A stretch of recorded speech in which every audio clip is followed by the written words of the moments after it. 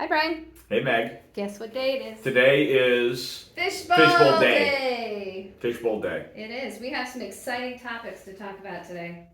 And we're in the month of April. We are. Just so everybody knows that's watching this. April showers that don't happen April in Florida. 2022. The year of your Lord. Post-Easter. All right, so we got a couple of topics. The first thing we'd like to talk about is the mortgage rates. That was an earthquake. Yeah, it was, sorry. Unless you live under a rock, you are very aware that the mortgage rates are skyrocketing all of a sudden. Big time. So back in, I have a little chart here I'm going to show to you.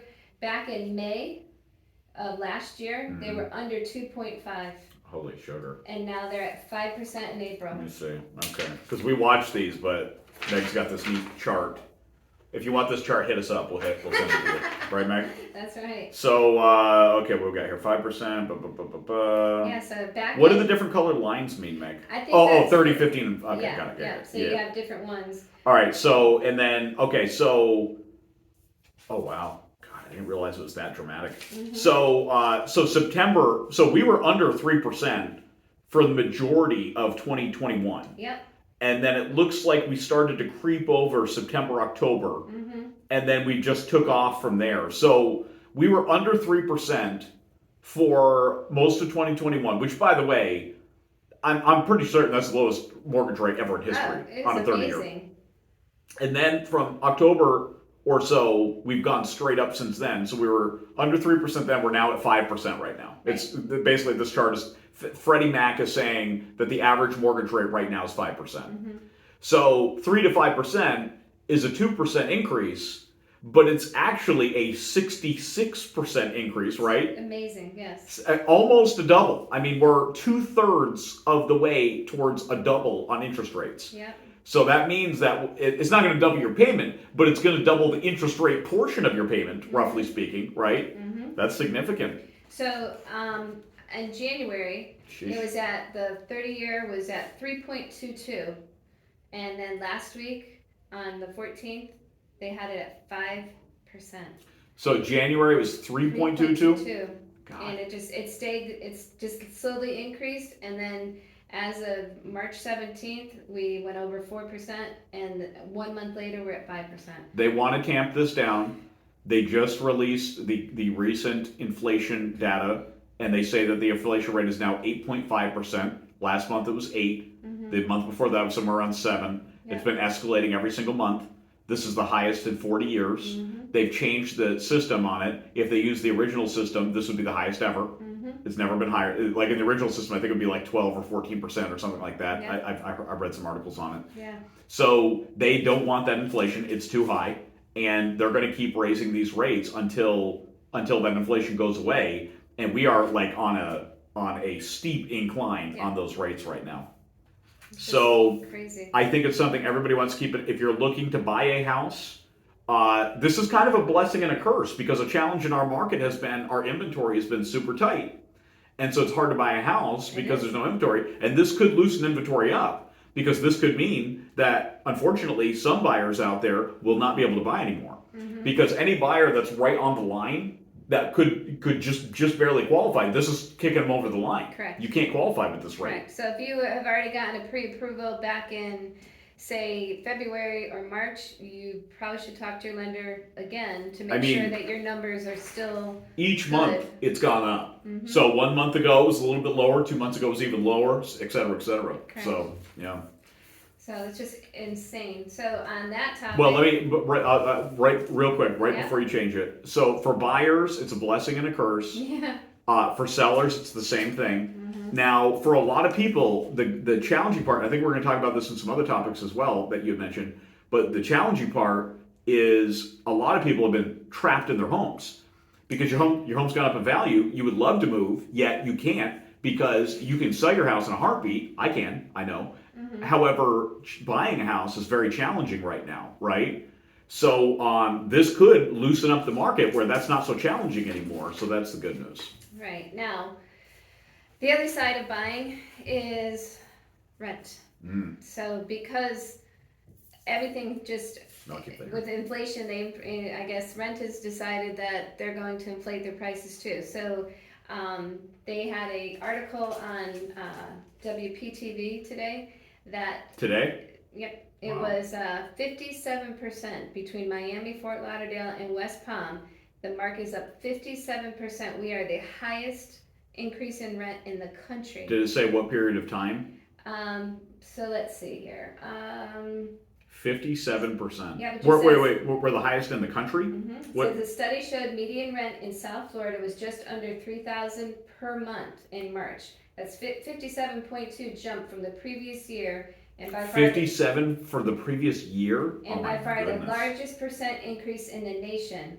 Two other Florida markets, Orlando, Kissimmee, Sanford, and then Tampa, St. Pete, Clearwater, saw the closest rate changes to the average price of 35% for Orlando and 31%. I mean, are we surprised, for Tampa.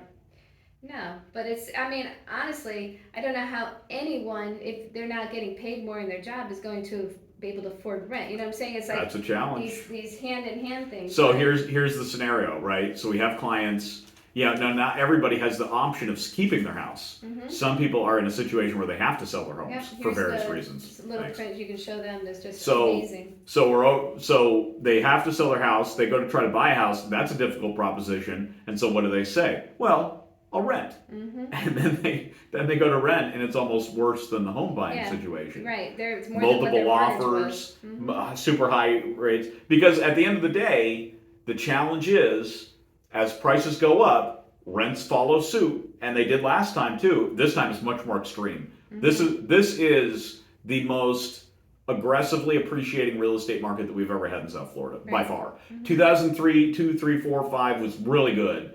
It was nothing like this. Right. This is way different.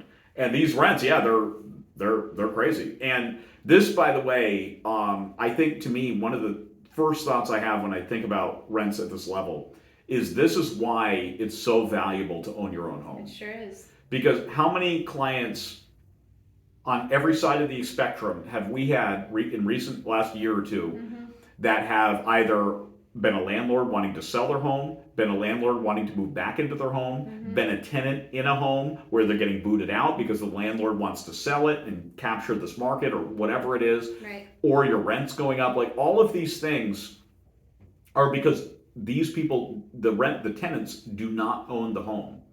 And when you don't own the home, you know, it's fine when everything's kind of neutral or just going up a little bit. It's not a big deal. Oh, your rent went up $20 and not that big of a deal. When your rent doubles, that's super painful. Right. Now, did your mortgage double, Meg? No. No. I mean, that's the key here is, you know, there's a lot of different things to talk about real estate, but you know, and not everybody should own real estate, in fairness, but a lot of people should that don't. And this is one of the major reasons. Number one, you're kind of fixing your living expenses. And at first it might be a little bit expensive, but after 10 years, after 15 years, that mortgage payment that you set, you know, 15 years ago is such a pittance compared to the current.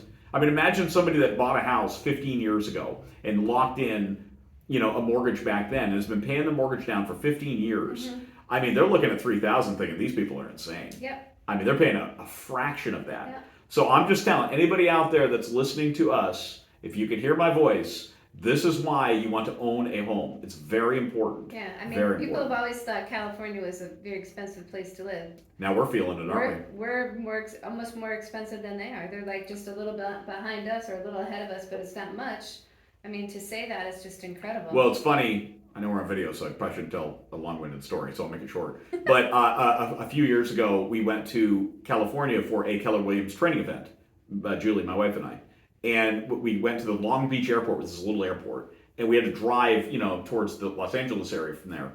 And as we're driving, we're going through these residential neighborhoods, and we saw lining the streets were a bunch of, like, campers. And we were like, why are there so many campers in this residential neighborhood parked on the street? Well, it was because people were living in them. And now I don't know, it's anecdotal. I'm not a California expert. No. I'm an East Coast Florida guy. Love Florida, by the way. Not leaving, right? Happy with Florida. I'm good. But, yeah, I mean, I saw all these campers, and at first we didn't understand what was going on. Then we realized people were living in them. And the reason is because the rent was too high. The rent was too damn high. Damn. That's why. Too So, much. anyway, yeah. scary. Anyway, when you have the opportunity to own a home and you can do it at a reasonable expense, seize that opportunity. Otherwise, there are people that are in a very tough spot. One last quick story. We're selling a house right now to a individual with multiple kids that sold their house, and I didn't sell their house. I wasn't a part of that. They're buying my listing. And they have a bunch of kids. They've been living in a hotel for like weeks, if not months at this point. And they are in a pickle. They can't rent anything. They have plenty of money to buy. They couldn't even buy anything. And so that's the challenge. Some people are in a situation where they have to leave their rental and they can't find another place to live. They've got to leave the county in some cases. Yeah. It's super scary. It is. But anyway, I'll get off that. I'll get off that topic.